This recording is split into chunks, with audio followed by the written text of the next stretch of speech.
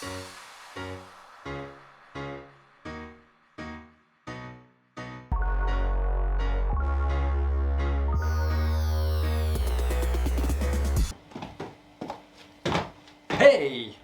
Salut! Épisode 10 de l'atelier dans une cave. Aujourd'hui, qu'est-ce qu'on va faire? On va poser une structure métallique qui va accueillir ma future cloison en OSB. Je vous montre tout ça, c'est parti!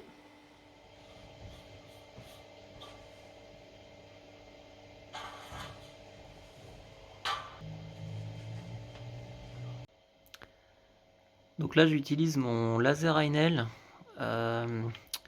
pour repérer la position du rail en bas.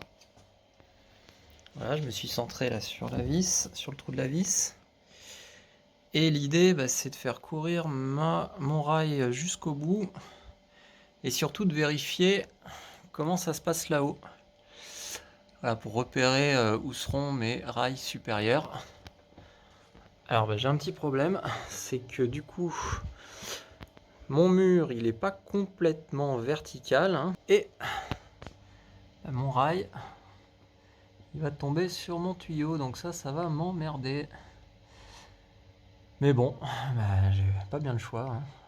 J'aurais pensé que je pouvais passer entre les deux, il y avait la place, sauf que ça sera pas vertical. Donc, tant pis.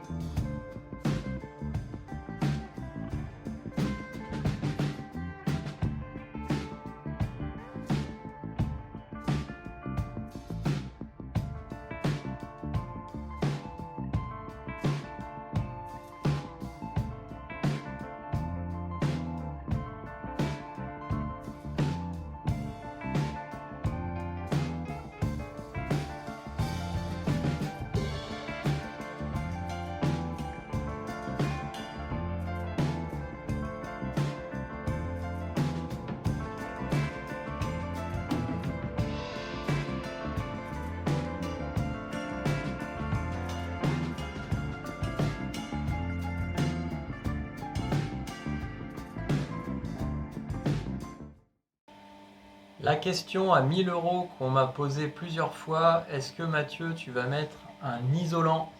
La réponse est non. Pourquoi? Eh ben, il faut revenir à la base de mon besoin. Pourquoi je m'amuse à faire ça pour mettre une cloison? C'est tout simplement parce que je veux une surface de référence plane sur laquelle je vais pouvoir visser plein de choses différentes, et notamment mes French clits. Le mur qui est derrière moi, à un moment donné, je me suis dit, ah ouais, ce serait cool de bien le décrouter complètement et de l'enduire à la chaux pour faire voilà, un truc sympa. Sauf que si je veux mettre des French clits, soit je vais m'amuser à faire des trous sur mon mur de partout à chaque planche, soit je vais être obligé de remettre une planche en bois par-dessus pour ensuite mettre tous mes taquets. Et ça, c'est finalement un peu bête de se faire chier à refaire un mur tout beau pour remettre ça par-dessus. Voilà, ça c'est la raison pour laquelle je veux des panneaux. Donc, je mets pas des panneaux pour des questions d'isolation thermique. Ça, je m'en fous. Pourquoi? Parce que ma cave, elle est enterrée et elle a une très bonne inertie thermique. En tout cas, une inertie thermique qui me convient parfaitement. Je m'explique. Bon, j'habite dans la région grenobloise, donc c'est assez connu qu'à Grenoble, il fait très très chaud l'été. Et puis l'hiver, même si c'est moins le cas en ce moment, hein, ces dernières années, l'hiver, il peut faire froid quand même. Moi, j'ai observé depuis que j'ai ma cave que au plus bas en hiver, elle descend à peut-être 10 degrés. Et au plus haut en été, elle va monter à 22-23. Dans l'épisode où vous me voyez avec ma femme vider le big bag, les deux big bags qui sont dans le jardin, il faisait 39. Et ici, il faisait 23, quoi. Voilà. Donc voilà, j'ai pas besoin de m'isoler thermiquement. En plus, je pense que ce serait une bêtise dans la mesure où l'inertie thermique, elle est au niveau du mur. Donc finalement, mettre un isolant derrière cette masse thermique, finalement, ça va couper l'effet de cette masse thermique. Hein, d'ailleurs, je me suis un peu renseigné sur le sujet. En général, si on veut combiner l'inertie thermique et l'isolation, il vaut mieux faire une isolation par l'extérieur. Sauf que là, je suis enterré, donc walou. Voilà, donc pas de laine de verre, pas de laine de roche, de laine de bois, de tout ce que vous voulez. Pas de pare-vapeur hein, non plus. Et l'idée, c'est que mon mur, il est décrouté, donc je vais le laisser respirer, on va dire naturellement, hein, en direct, pas d'enduit en chaud ou quoi que ce soit. Et quoi qu'il en soit, j'aurai une lame d'air entre ma cloison en bois et mon mur. Et j'ai prévu donc de faire en sorte qu'il y ait aussi une circulation d'air. Donc comme ça, voilà, je laisse finalement le bâti un petit peu dans son jus. Et moi, je mets de manière cosmétique une cloison, mais surtout pour avoir la fonctionnalité mécanique. Voilà, j'espère que c'est clair. Vous m'avez vu mettre des chevilles à frapper dans mes ourdis. Alors, petite précision, hein, ça c'est poutrelle et ourdi. Donc, quand vous posez votre rail, il faut percer les ourdis, mais ça, faut pas y toucher. Voilà, faut pas y toucher, c'est comme ça. Notamment parce que dans les poutrelles, il y a des ferrailles. Et alors, il paraît qu'il ne faut pas toucher aux ferrailles, alors ce que je comprends. Hein. Alors, ce qui est très marrant, c'est que là-bas, j'ai deux poutrelles côte à côte. Et je vais vous montrer, là, vous allez le voir sur la vidéo. Il y a une des poutrelles, bon, ils n'ont pas mis qu'une cheville à frapper, là, ils ont tout dégommé. Il y a toute la ferraille qui est complètement à nu. Donc, bon, c'est toujours très drôle de voir des trucs comme ça. Bon, mais comme il y en a deux, j'imagine qu'il y en a peut-être une en trop, j'en sais rien. Voilà. Toujours est-il que j'ai mis des chevilles à frapper dans les ourdis et alors il y a des parties du ourdi où finalement quand vous percez, vous êtes dans le dur tout le temps parce que c'est un endroit où vous voyez, il y a le ourdi, ça fait comme ça. Donc là, les chevilles, aucun problème. Par contre, dans la partie fine du ourdi, en fait, je me suis aperçu qu'il n'y avait pas assez d'épaisseur. En tout cas, ma cheville, elle n'était pas adaptée. Parce que si vous voyez la cheville comme ça, l'épaisseur du ourdi, finalement, la zone qui s'écarte, elle est beaucoup plus haute. Donc ça veut dire que l'épaisseur du ourdi, elle est là. Et finalement, il n'y a rien qui maintient vraiment la cheville en place. Donc ça me créait du jeu, donc les endroits où j'avais ça, j'ai remplacé par une cheville plus adaptée, et là maintenant ça tient nickel. Avant de poser mes panneaux en OSB, je vais faire courir des gaines électriques là-dedans. Pourquoi? Parce que je vais installer des prises un petit peu partout dans la cave. Quand j'ai eu la cave au tout début, j'avais une arrivée électrique. Et puis bon, je me suis dit, tiens, je vais me mettre des prises. Donc j'ai commencé à installer une boîte de dérivation, et puis j'ai mis une prise, deux prises, trois prises. Et à un moment donné, je me suis dit, mais Mathieu, au fait, est-ce que tu es sûr que tu peux mettre autant de prises que tu veux derrière tout ça? Et donc je me suis renseigné. Donc à l'époque, c'était avant 2017. Derrière un disjoncteur 16 ampères, on pouvait mettre jusqu'à 5 prises. Sachant que la prise qui arrivait dans ma cave, elle-même était déjà sur une ligne où il y avait d'autres prises à l'étage. Donc j'étais clairement pas bon. Donc ce que je projette de faire, c'est d'installer un disjoncteur dédié sur mon panneau, dédié à la cave. Voilà, donc il sera. J'ai 3 disjoncteurs différentiels. Sur chaque rangée, derrière chaque disjoncteur différentiel, j'ai quelques disjoncteurs. Donc je vais, sur une de ces lignes, je vais rajouter un disjoncteur. Donc je pense que ce sera un 20 ampères. Pourquoi 20? Parce que maintenant, avec la nouvelle norme, sur un 20 ampères, on peut mettre jusqu'à 12 prises. Alors, je parle sous contrôle des professionnels qui me regarderaient, mais c'est ce que j'ai compris. Donc, pour ça, il faut que je sois capable de descendre une gaine qui va de mon tableau électrique jusqu'à ma cave. Et je pense que j'en ai trouvé une. Mais pour ça, il a fallu que je fasse une petite manip pour vérifier que la gaine que j'ai identifiée dans ma cave et les gaines vides que j'ai identifiées sous mon tableau électrique au niveau d'une goulotte, il faut que je sache laquelle va dans la cave. Voilà. Et pour ça, j'ai fait un petit montage très marrant avec un aspirateur. Le principe, c'est de brancher l'aspirateur d'un côté, d'aspirer, et puis de voir si de l'autre côté, ça aspire, et si c'est le cas, on a trouvé la bonne gaine. Alors, je vous conseille si vous êtes deux, évitez l'aspirateur. Pourquoi? Parce qu'en fait, ça fait un boucan d'enfer dans une gaine annelée. Moi, quand j'étais petit, là, à l'école primaire, on faisait de la musique, on avait des petites gaines électriques, on les faisait tourner comme ça, là. Ça faisait déjà du bruit. Imaginez un aspirateur là qui tourne à toute blinde. Là, ça vous pète les oreilles. Et en fait, quand j'ai allumé mon aspirateur dans la cave, là-haut, ça sifflait tellement fort qu'il y a toute ma famille là, qui s'est mis à courir en panique, qui pensait qu'il y avait une alarme incendie ou un truc comme ça. Donc voilà, je vous préviens, refaites pas la même.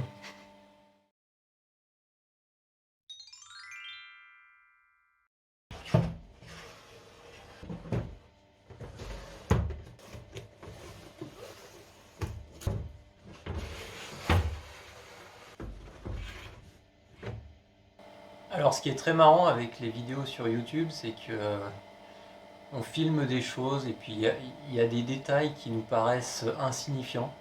Et après dans les commentaires, on s'aperçoit que waouh, ça fait vraiment réagir.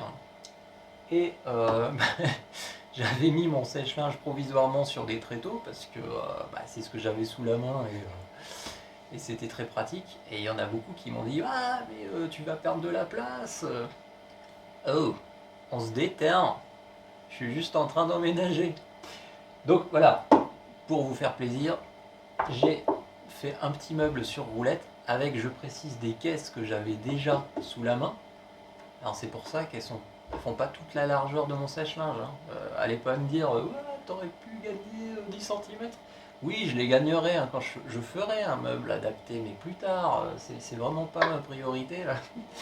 Donc en tout cas, voilà, ce meuble est là. J'espère que vous pourrez vous en contenter pour l'instant. Et en tout cas, cela dit, les commentaires sont justes, c'est de l'espace qui était perdu. Donc là, c'est déjà de l'espace qu'on a pu récupérer pour mettre quelques affaires. J'ai eu aussi beaucoup de remarques sur l'aménagement de l'atelier, notamment le fait d'avoir mis l'établi d'électronique et le sèche-linge avec une cloison, en tout cas une cloison qui aujourd'hui n'est pas encore matérialisée. On m'a fait beaucoup de remarques sur le fait que ça pourrait gêner l'arrivée ou la sortie de matériel encombrant et notamment de mes vélos.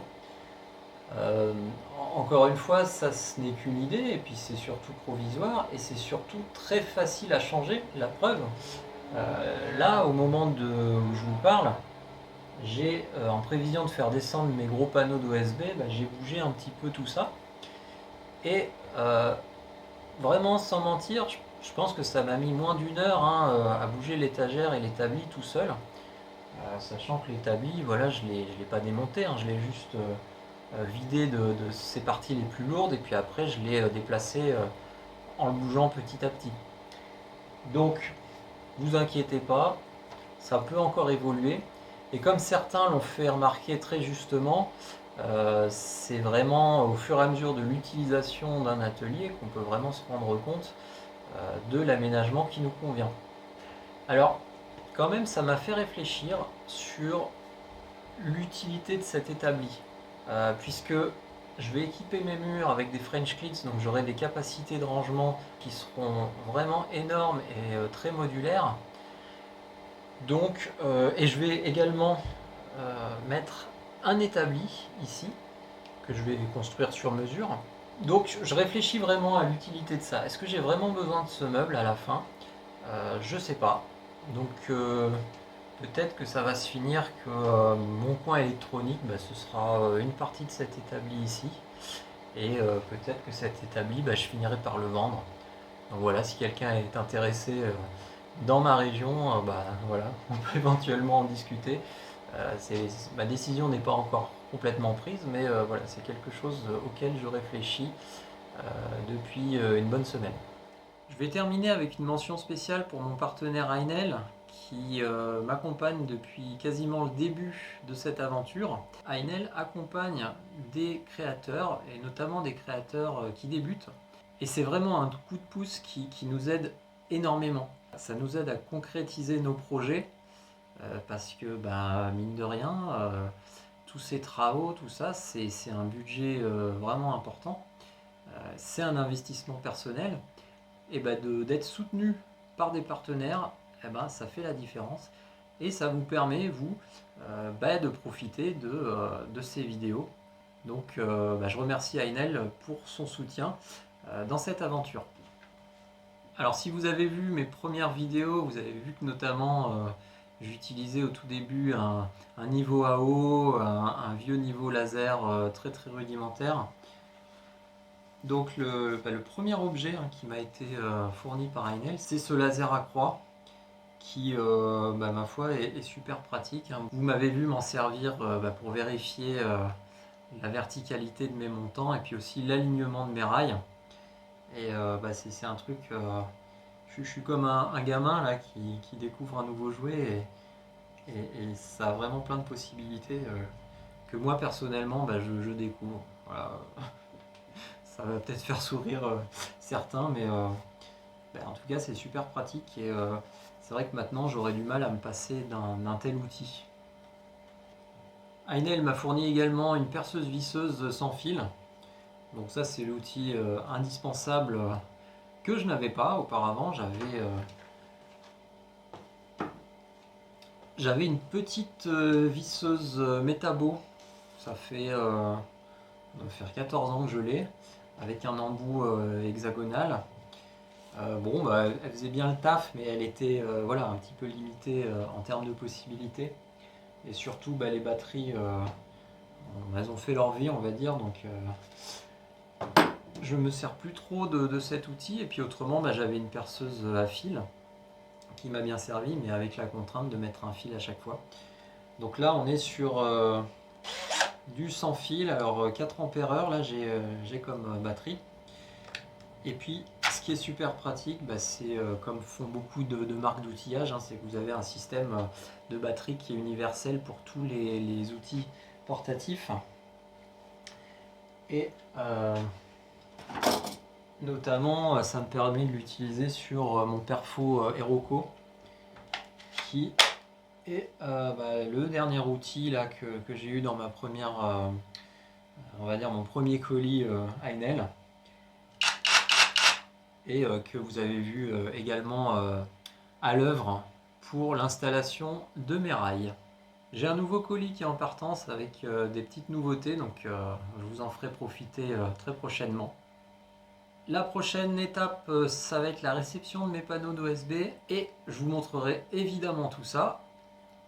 En attendant, je vous dis à très bientôt et portez-vous bien. Ciao!